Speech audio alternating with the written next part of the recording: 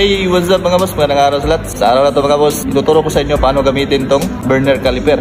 Yan, so hindi naman lahat ng mekaniko marunong gumamit ito, marunong magsukat gamit ito. Yan, sa mga nag-DIY din at sa mga bagong mekaniko pa lang, panoorin mo to. Start tayo mga boss.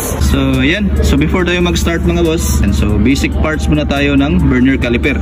Ito is upper jaws. Ito naman is lower jaws. So ang gamit ng upper jaws is so inside diameter or inner measurements. Tapos dito naman sa baba is outer diameter. Papasok mo siya dito ang gusto mong sukatin. So dito naman is sa ibabaw, makikita ninyo itong may mga numbers dito sa ibabaw sa mahabang part. Ito yung tinatawag na main scale. Tapos dito sa baba, ito yung tinatawag na vernier scale or Nunio scale. Tapos ito is locking screw. So kapag gusto mo siyang ilak, kapag may sinukat ka, gusto mo siyang ilak na hindi siya magmo-move, ito yung ilalak mo. Thumb screw. So kasi yung thumb mo, dito mo siya pipihitin. Ito yung tinatawag na depth rod. Di rin tawagin itong depth gauge kasi ito yung lalim ang susukatin mo dito. So mga brake pads, ito yung ginagamit. So mag-i-start na tayo mga boss. Ayan, so kung makikita niyo, ito yung ating burner caliper. So millimeter pala ang burner caliper na ito mga boss. Meron ding inches na ganito. So ito is in millimeter. Sa burner caliper na to is 0.05. So may nakalagay dito. So ibig sabihin yan mga boss, itong mga linya dito from 0, ang susunod niyan is 0.05 yan. Tapos 1. Try tayong mag-sukat. So may mga ano ako dito. So hindi lang diameter ang pwede mong sukatin dito. Pwede rin na length ng isang bagay. For example, gusto mong sukatin, pwede rin. Yan, so start tayo. So example tayo dito. Itong socket wrench. Yan, sukatin natin ang laki niya. Yan. Kung gusto nyo na hindi siya ma-move, so pwede nyo i-lock yan. So dito, ang always nyo talagang hahanapin is saan naka-point yung 0. Huwag yung N. Huwag dito sa N. Yung 0 talaga.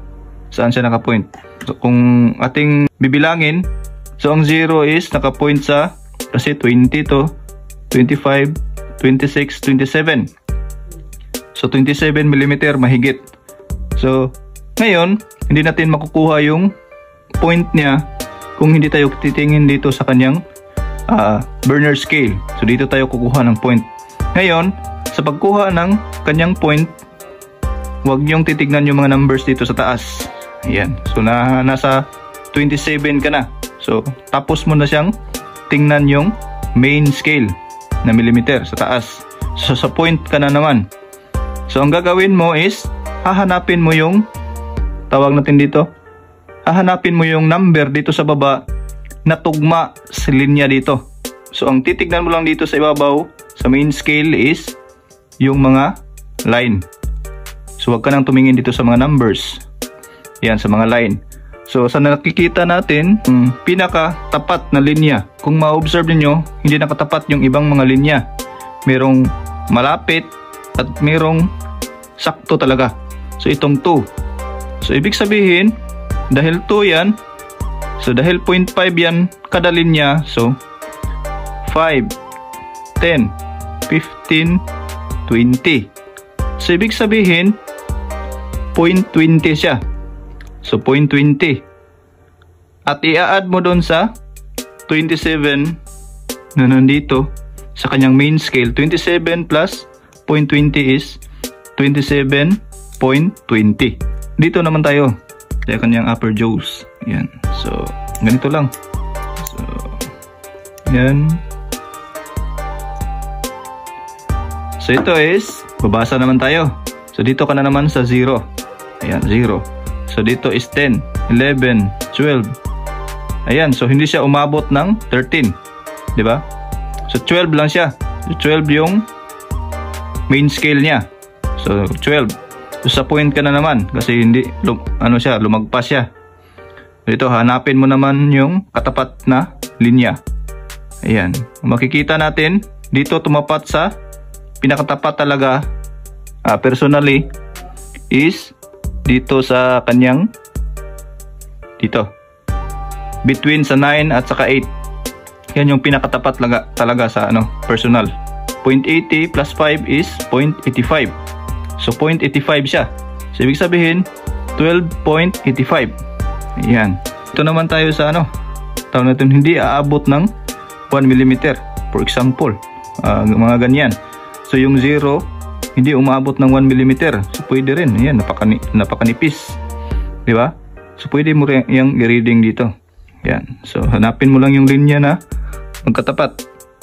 Yan. So nandito sa 7, yung pinakatapat talaga. Yan. So personally, is equivalent to 0.7 or 0.70. Dito naman sa likod, ganun pa rin. Sukat natin yung depth gauge, baga yung lalim. Yan. O dito naman, babasahin natin. So 0 agad. Huwag kayong dito sa pinakalas, yung 0 agad. So lagpas siya ng 41 plus to. So point ka na naman. Yan. So hanapin mo na naman yung nagkatapat. So 2, dito sa 2 yung pinakatapat. Ibig sabihin 41.20.